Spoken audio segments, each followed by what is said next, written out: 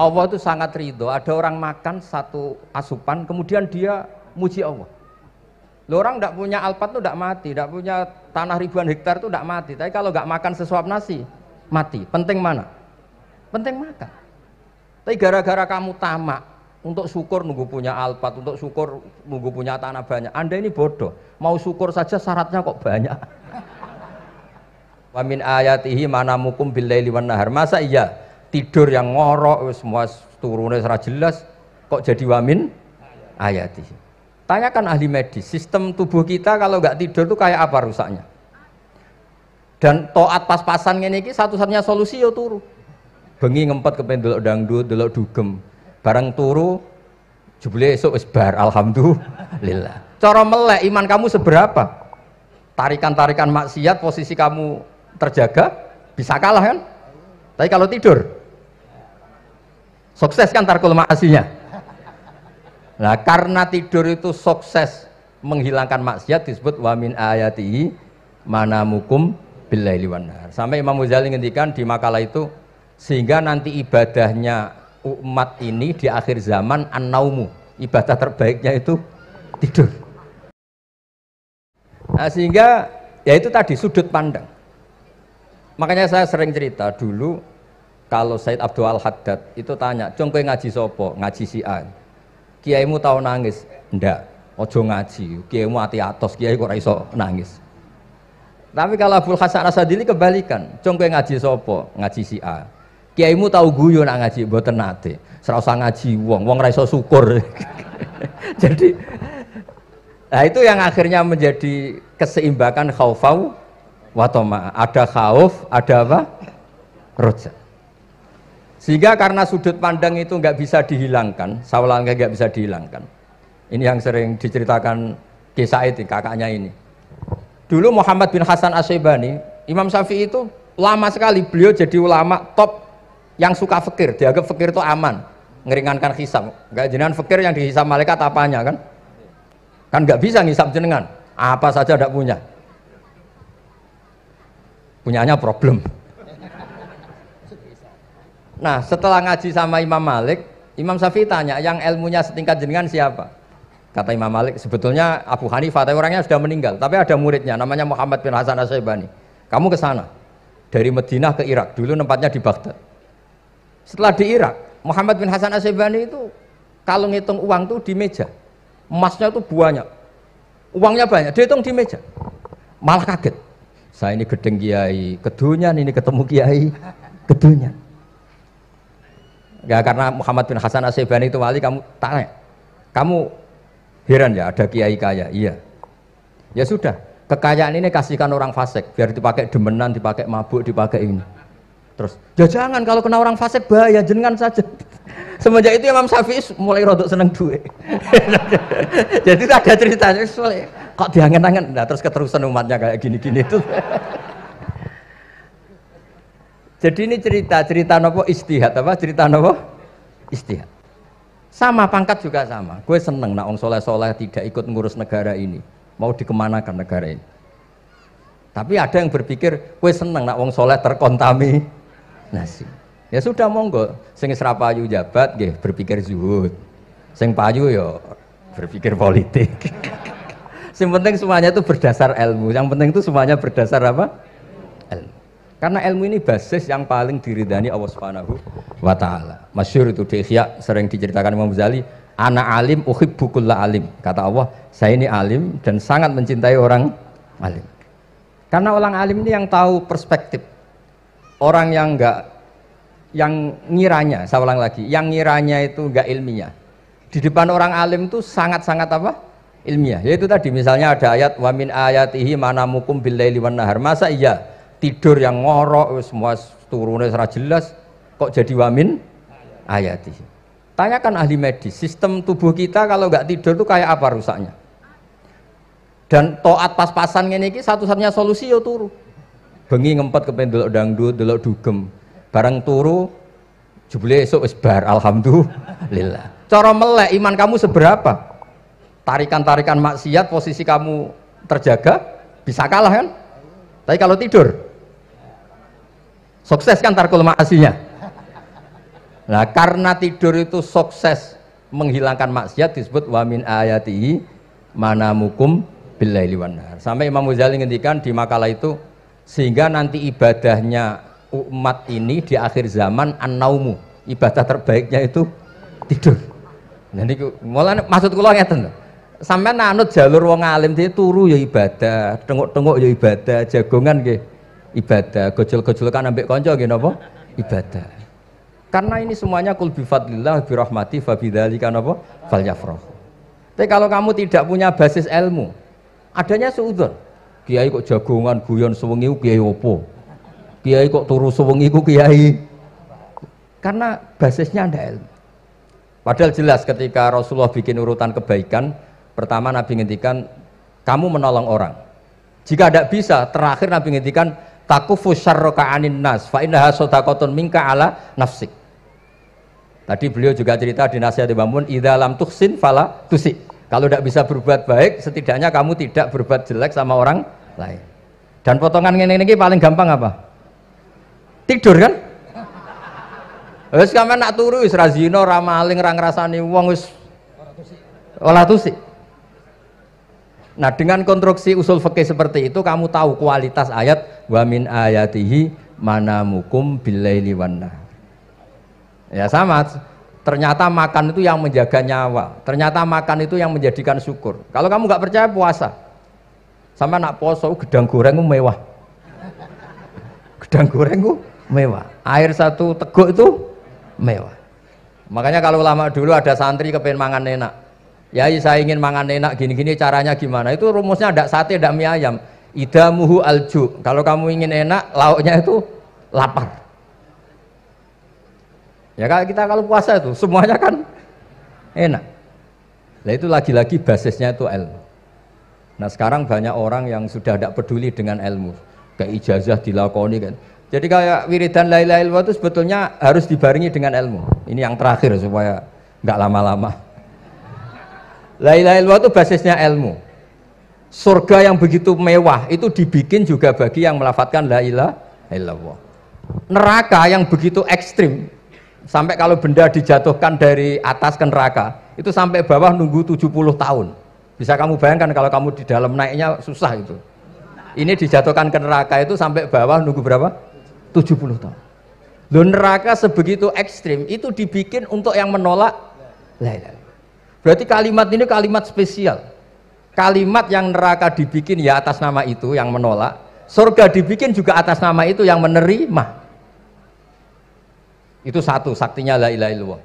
Sakti kedua, orang kafir 70 tahun ngelafatkan la ilaha illallah sekali langsung dihukumi mukmin. Yughfar lahum ma qad salaf. Qul lil ladzina kafaru iyantahu yughfar lahum ma qad salaf. Orang yang melafatkan la ilaha illallah Muhammadur Rasulullah itu dosa 70 tahun kafir itu hilang semua. Tapi gara-gara ada ilmu terus diumumkan tahlil dening Kiai Haji Niam mesti sing nguri wah sawi mesti. Padahal kalau kamu tahu ilmunya tadi ini kalimat yang luar biasa. Kalimat yang bisa melebur dosa. Bahkan dalam madzhab Sadiliyah itu unik. Kalau kamu wiridan la ilaha illallah itu jangan istighfar dulu, istighfarnya belakangan. Alasannya Abdul Hasan As-Sadili itu fa'lam annahu la ilaha illallah wastaghfir li dzambik li hadil kalimah. Orang kafir 70 tahun dia istighfar 100 kali enggak akan dimaafkan Allah. Tapi ngelafatkan la ilaha illallah langsung dimaafkan. Jadi orang bisa dimaafkan tuh barokahnya la ilaha illallah.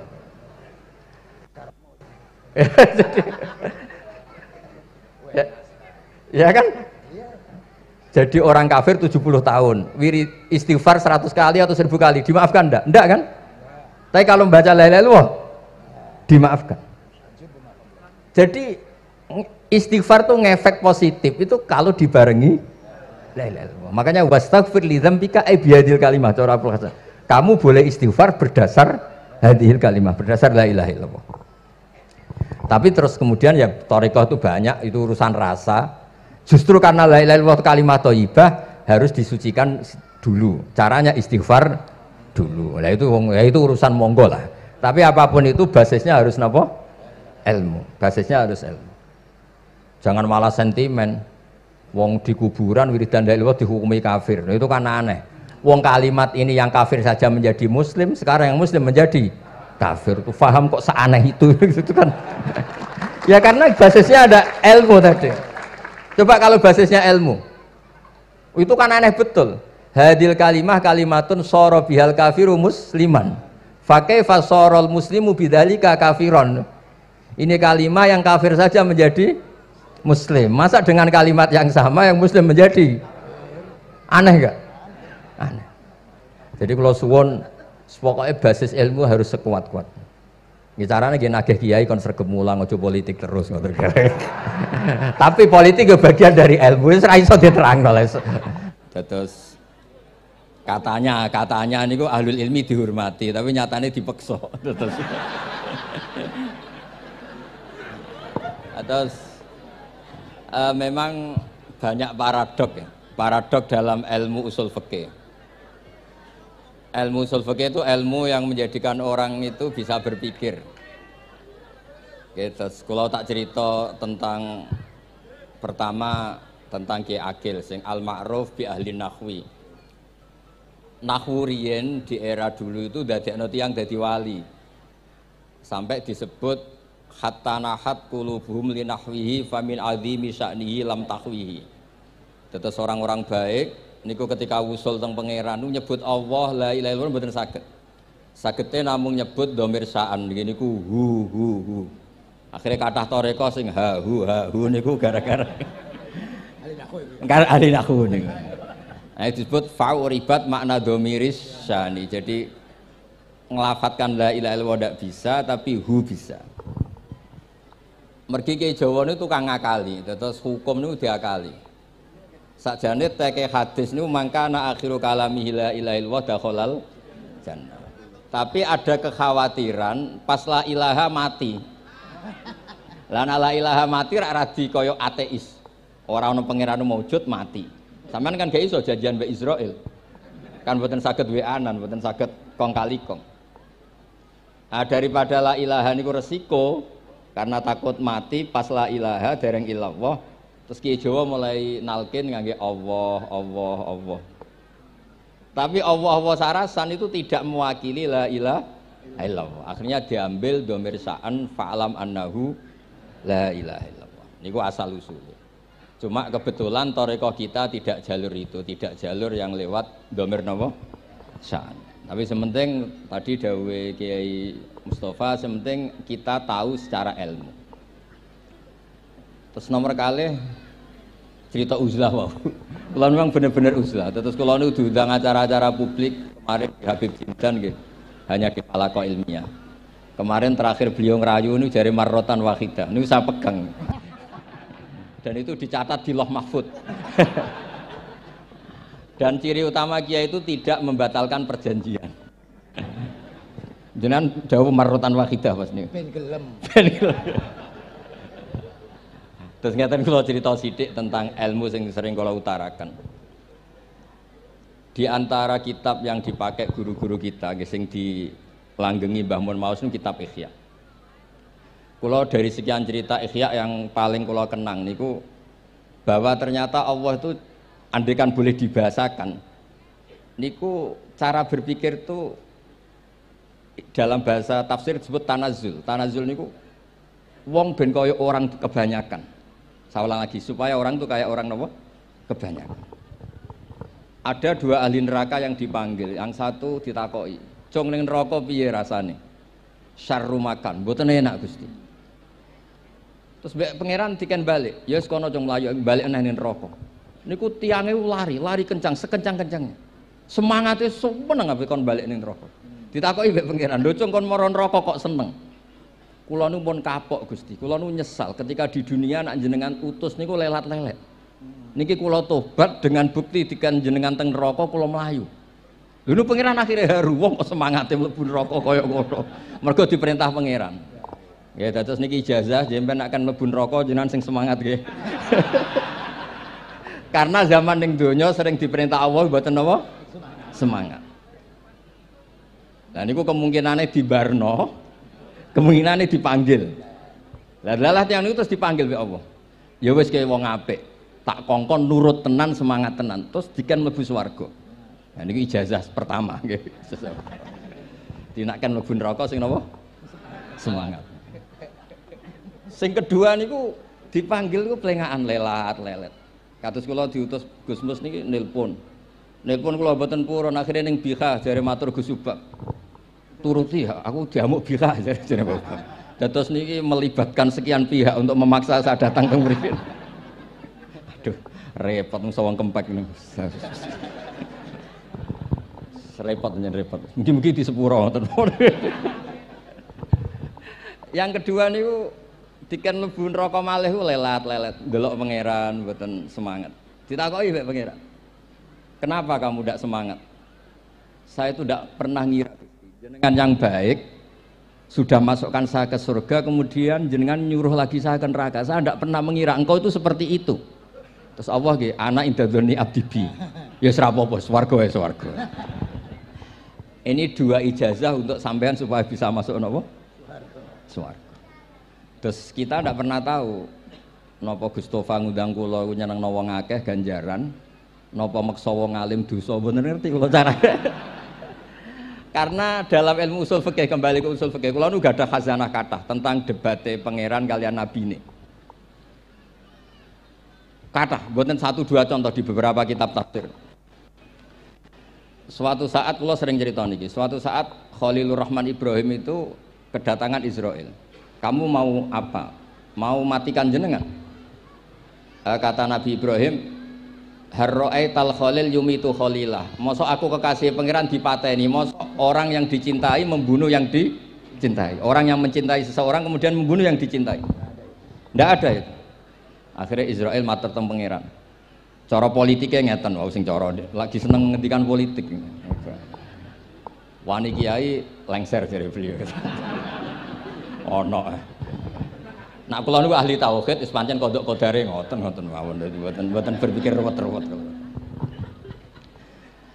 Terus Israel kan mboten biasa logika, kan malaikat itu SOP kan, mboten biasa logika.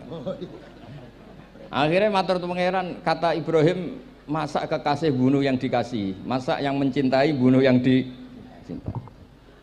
Tapi Ibrahim baru sadar ngadepi pangeran gitu, lebih pinter. Ketika Allah fakul lahu, katakan ke Ibrahim, harlo etal khalil yakrohu ayal ko khalilah. Mosok jari seneng aku kok ketemu aku rawani. Jari seneng kok rawani ketemu. Lah niki sampean aku pengen mati, monggo ngangge ilmu sing niki. Wong jari seneng pangeran kok rawani ketemu pangeran. Seneng ketemu. Ibrahim seneng terus akhir. Yo mati saiki ora apa-apa mati saiki. Terus kedua, niki cerita karena ini pondok ilmu. Orang harus biasa pakai logika usul fikih. Politik juga gitu. Nak kiai politik rawan kena syubhat. Tapi nak wong soleh oleh politik, kue ridho dipimpin wong fasik-fasik kabeh. Ya, mboten ngerti, mboten bener dis pokoknya ngoten. Yes, itu memang logika usul napa? Fikih. Logika usul napa? Fikih. Ketika Nabi Adam badhe didamel, niku materinya saking bumi. Pertama sing diutus Jibril. Jibril ambekan qabdotan minal ardi, segenggam bumi. Saya mau bikin Adam, materinya dari bumi. Setelah datang ke bumi mau ngambil ista'adzat billah. Maksudnya ista'adzat billah, a'udzu billahi minka, saya berlindung Allah dari kamu. Antasinani. Kalau ngarepe Gustofa dari ahli nahwu dados kula niki tak goleki tenan pancen syanahu mun mutaaddi bi nafsi.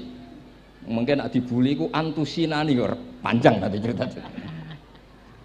Saya ndak ingin bagian dari saya diambil, kok aku bolong. Iku cara bumi itu sudah masalah.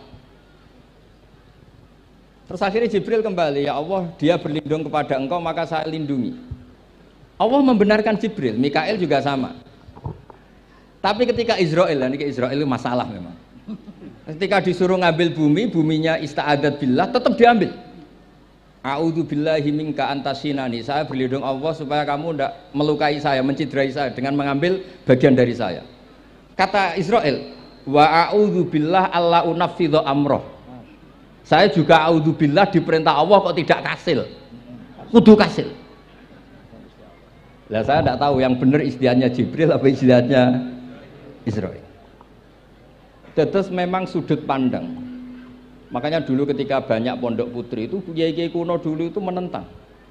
Alasannya nggih, nak bojone jelas khawatir kiainya kecobaan itu jelas. Tapi banyak kiai itu nggih khawatir tenan. Kecoba fitnatin nisa. Tapi ketika logikanya dibalik, apa kamu ridho para perempuan-perempuan muslimat itu tidak dapat pendidikan apa? Agama. Hanya karena orang soleh tidak punya nyali, tidak punya peduli mengajar. Tapi nggih saged diwalik. Ustaz-ustaz sing imane pas-pasan niku kowe ridho nak kecoba. Sampeyan milih mana? Ridho kecoba apa ridho bodoh? Nah, logika-logika usul fikih ini yang kemudian dipakai Wali Songo. Dipakai Wali Songo kemudian membiarkan sekian tradisi yang insya Allah itu salah sebetulnya. Tapi tidak sebanding dengan asmane Allah Subhanahu wa taala. Misalnya begini. Nggih niki dirungokno mawon. Sampeyan ra paham mboten napa-napa. Sampai nak ra paham wis anggap ae tawadhu. Sepantese wong awam yo ora paham. Nak paham dadi kiai. Terus biasa mawon sampean nak ra paham aja tersiksa. Umpamane jenengan mboten kiai kok kon paham. Nah sampean pinter kados kula mestine ora ngrungokno, semangate hasud. Terus rivalitas perkara. Nah cara Mbah Mun nak cerita ngoten, dhisik ke zaman bodho iku angger kiai mbok cucuk. Bareng padha kiai niku koyok saingan. Niku pun sunatullah ndak bisa dihindari, niku pun sunatullah. Terus kembali lagi ya. Logika-logika usul fikih niku dipakai oleh Wali Songo. Ngeten ada cerita ini rungokno nonton. Itu sudah saya cek di beberapa riwayat termasuk di Musnad Imam Ahmad. Ada orang ini bukti teorinya Wali Songo itu benar. Wonten tiyang gadah kesalahan. Niku dokumen kesalahan niku maddul basor sepanjang mata melihat. Wes ngoten jumlahnya 99 bok. Kayak apa banyaknya? Per bok maddul basor sepanjang mata nopo melihat. Ketika dia ditanya Allah itu kalau tanya demokratis. Adzolamat kakatabati. Jangan-jangan malaikat saya sentimen. Kalau kamu jelek ditulis, kalau baik enggak. Enggak Gusti. Afalaka ujurun, jangan-jangan kamu saat salah itu punya alasan. Enggak Gusti, ya memang salah. Tapi kata Allah, sudah kamu tenang saja, kamu punya ini. Itu hanya satu box, ya kira-kira kayak tempat jam tangan itu. Enggak, kamu punya ini, cukup ini. Terus malaikat tanya, ya Allah, apa artinya, apa ngefek itu kalau ditimbang dengan kejelekan sebanyak itu dengan satu box jam. Orang ini juga bilang, Gusti, sudah ada usah ditimbang, enggak ngefek, itu pasti kalah. Tapi setelah ditimbang menang yang satu box kecil tadi. Karena di situ ada la ilaha illallah Muhammadur Rasulullah. Jadi malaikat diancam sama Allah, kamu berani tidak mempertimbangkan nama saya? Apapun banyaknya box itu dosa itu tidak saya. Kalau ini la ilaha illallah itu nama saya. Kamu berani tidak mempertimbangkan nama saya? Ya tidak berani Gusti, ya harus dimenangkan. Nah itu. Semalane kok pengajian ini ya ono ikhtilatur rijal wan nisa, tapi baru kayak ngaji di sepuro. Ya aja muni halal tapi ya aja muni terus gak ono faedahe. Sepuro. Di sepuro insyaallah. Karena kalau nuruti harus steril halal itu kayaknya ndak bisa. Terus di situ ditutup fala yaskulu ma asmillahi taala syai'un. Dibanding asmane Allah taala sesuatu itu ndak ada nilainya. Pasti menang Allah taala. Sehingga banyak ulama ngendikan kowe nak bar dosa, bar salah maca iki. Dan kalau Anda dosa misalnya catatannya satu box terus di bawah ada astagfirullah, malaikat ditanya sama Allah, kamu berani tidak mempertimbangkan nama saya disebut di situ? Nah, saya ini ribuan orang yang ngundang, saya berani mengabaikan. Bareng ana wong ngaku mbah ya mbah tenan wae. Ya terus ngoten. Kowe wani gak mempertimbangkan Gustofa sing mantune Mbah Maimun. Ya. Semoga cara pandang malaikat nanti seperti itu. Tapi nanti kalau malaikat cara pandang, mbah kok tukang meksa putu. Itu mbah model opo. Nah, saya ini sudah ngalah satu kali. Berikutnya logika kedua yang insya Allah terbangun di kalangan malaikat, yaitu mbah ora oleh meksa napa putu. Ning dinggon mbah yang baik putune dolanan di barno. Ini ora. Putu lagi asik-asik dolanan. Rene. Kon nyapu. Nah, itu udah jenis mbah yang baik. Nah ini pentingnya ngaji.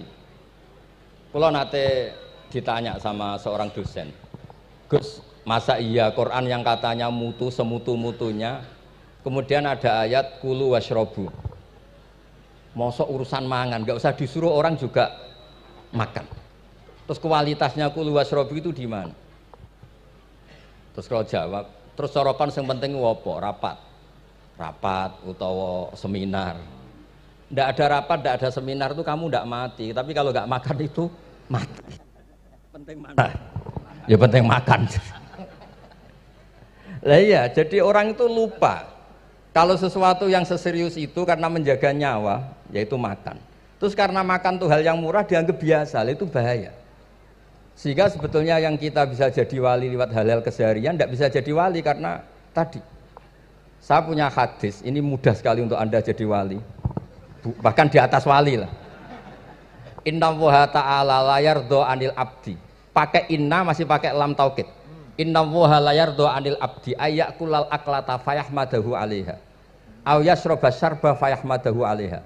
Allah itu sangat ridho ada orang makan satu asupan kemudian dia muji Allah. Loh, orang tidak punya alpat itu tidak mati, tidak punya tanah ribuan hektar itu tidak mati, tapi kalau nggak makan sesuap nasi mati. Penting mana? Penting makan. Tapi gara-gara kamu tamak untuk syukur nunggu punya alpat, untuk syukur nunggu punya tanah banyak, Anda ini bodoh. Mau syukur saja syaratnya kok banyak. Jadi sebetulnya kalau kita mau jadi wali itu cukup setiap makan itu kamu syukur. Fayahmadahu alaiha aw yasroba syarba fayahmadahu alaiha. Makanya wali-wali dulu kalau didik raja yang sedang berkuasa itu ditanya, kamu raja besar, punya pengaruh besar, andaikan kamu di padang pasir dan kemudian Anda tidak mendapatkan air sama sekali, apakah kamu menggantikan kerajaan kamu demi beli satu seteguk air? Iya, akan saya beli karena saya kalau tidak minum mati. La tafroh bimulkin la yusawi jar'atama'in. Kamu jangan bangga dengan sistem kekuasaan yang tidak senilai dengan seteguk air. Orang nggak jadi raja itu nggak mati, tapi kalau nggak minum mati.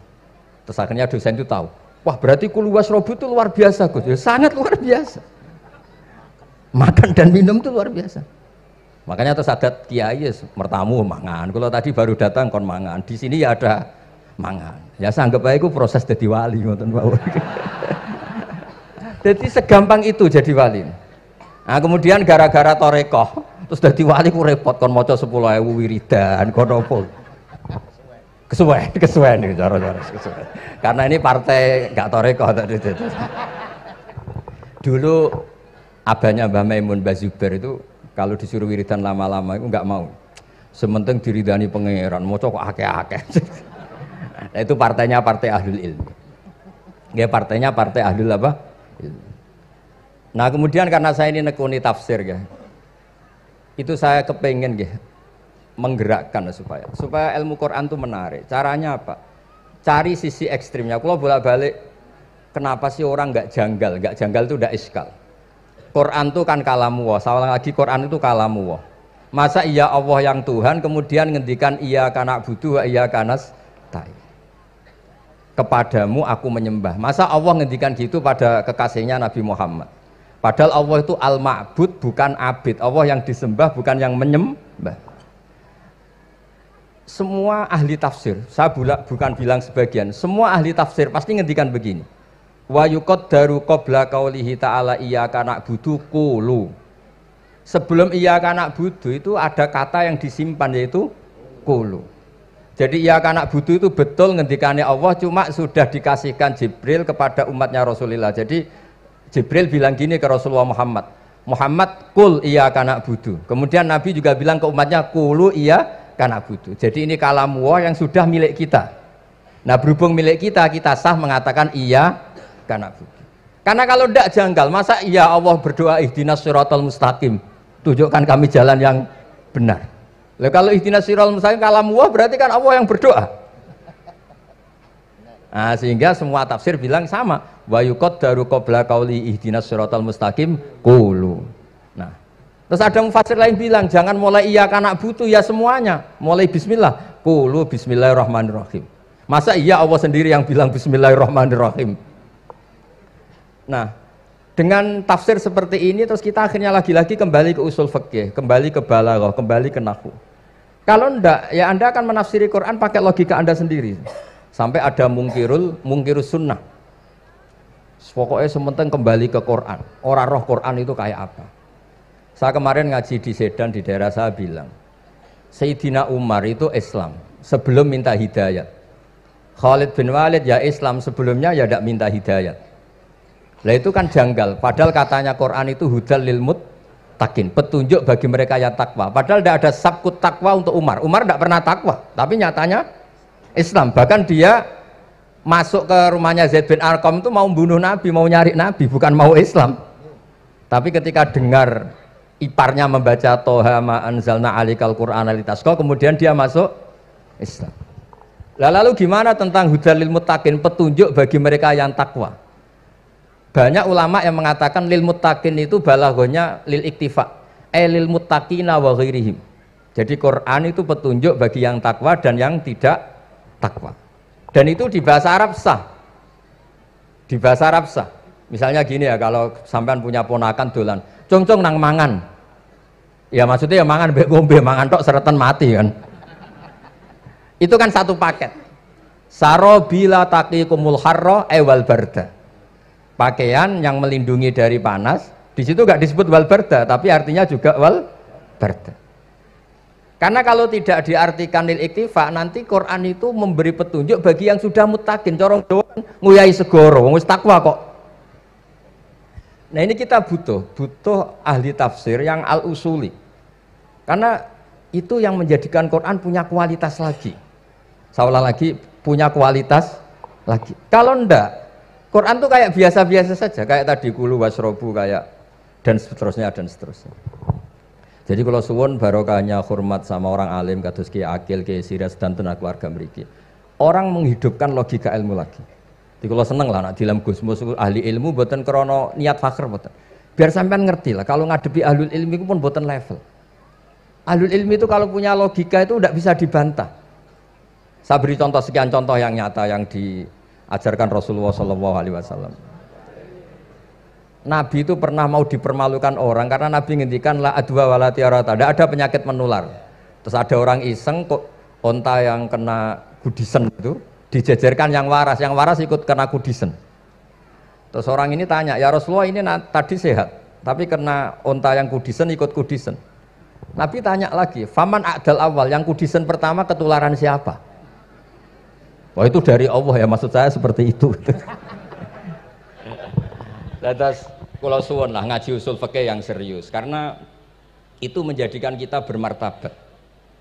Kulo niku sering lepas jenazah tangga-tangga kulo nggih penggene delok TV, nak bengi nggih ngelamun, ngayal sugih, kadang yo ngapalo tikus sing liwat dhuwure saking ra ono penggawean. Tapi kulo nang lepas jenazah ini orang baik. Sampai bojone protes, "HP opo lho Gus angger bengi iku mau ngelamun ngitung tikus liwat, ngitung apa itu." Terus kula matur, ngitunge aja ngono, ngitunge tarokal ma'asiya. Wong ning omah itu artinya tidak dugem, tidak melakoni maksiat. Itulah yang menjadikan usul fikih itu ilmu yang sangat terhormat. Coba kalau Anda jadi pakar usul fikih kayak saya, mau kaji betul usul fikih. Orang tidur semalaman jangan bahasakan tarokat tahajud, wa tarokal witro, wa taroka qiyamal lail. Tapi bahasakan taroka zina, wa tarokal ghibah, wa taroka kada wa kada minal ma'asi. Keren buatan? Keren. Kalau kamu udah ahli usul fikih maka kiai kok amen turu. Kiai kok guyon suwengi.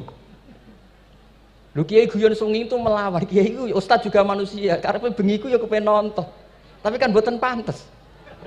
Akhirnya korbane santri ini dijak guyon gak jelas. Lah apel ning rondo ya ora pantes.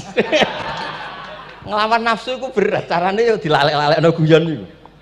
Lah muga-muga malaikat kabeh ahli usul fikih nganggep ngono iku perlawanan terhadap keinginan apa maksiat.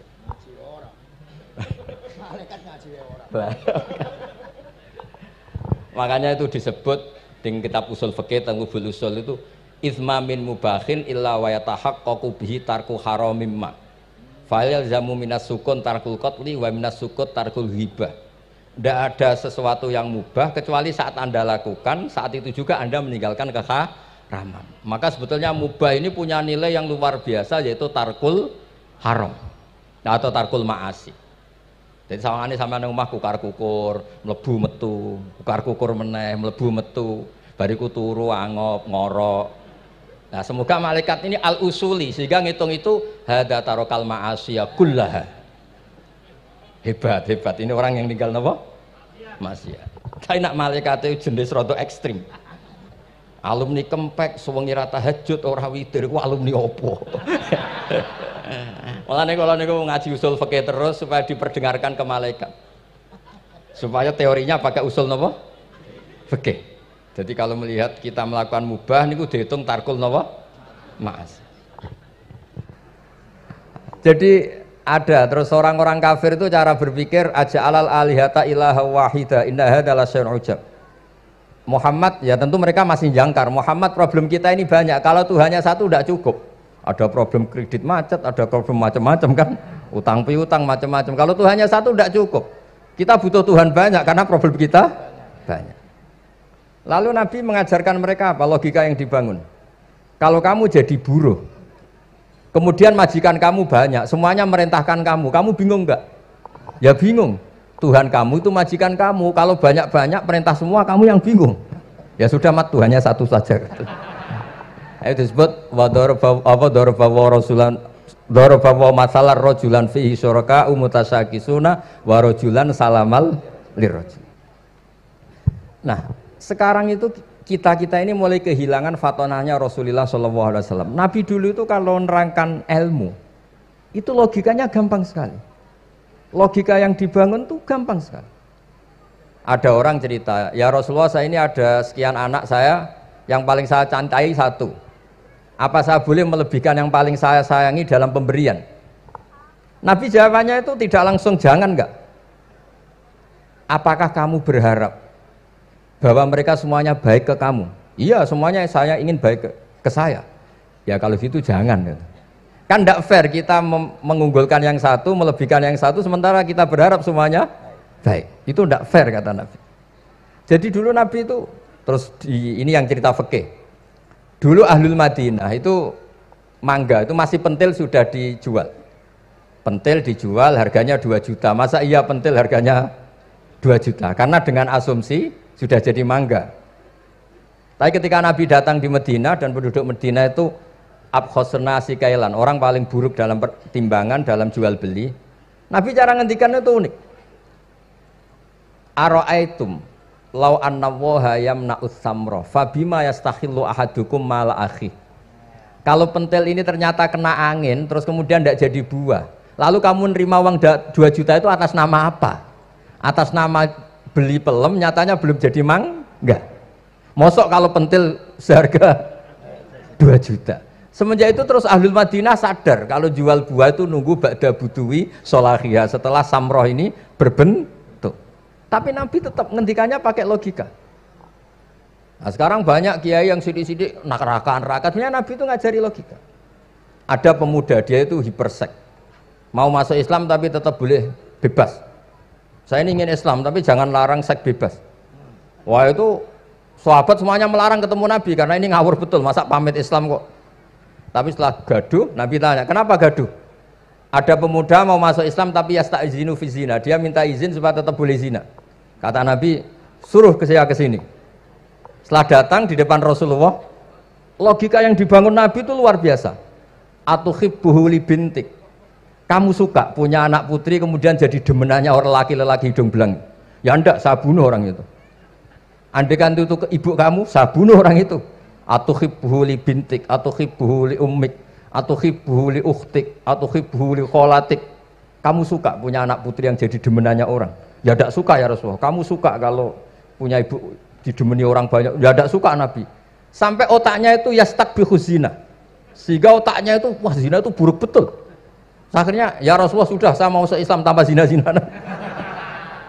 Karena logika yang dibangun Nabi itu luar biasa. Nabi pertama mengingatkan atuhibbuhu li bintik, atuhibbuhu li ummik, atuhibbuhu li ukhtik, atuhibbuhu li kholatik. Sampai dia ini nggak bisa apa-apa. Sudah Nabi, sudah. Jadi logika ini yang harus kita waris. Lagi-lagi kembali yang bisa waris itu ahlul ilm. Sama itu kan kayak diskusinya Nabi Yahya dan Nabi Isa. Nabi Yahya itu suka berkawan orang-orang soleh. Setiap berkunjung di mana itu nyari yang orang-orang soleh.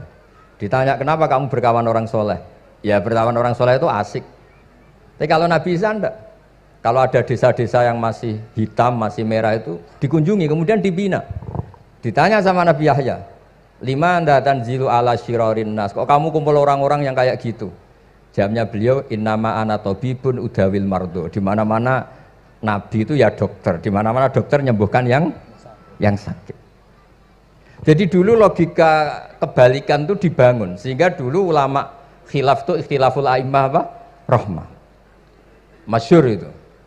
Saya sering cerita dan itu ada di kitab Khilyatul Auliya.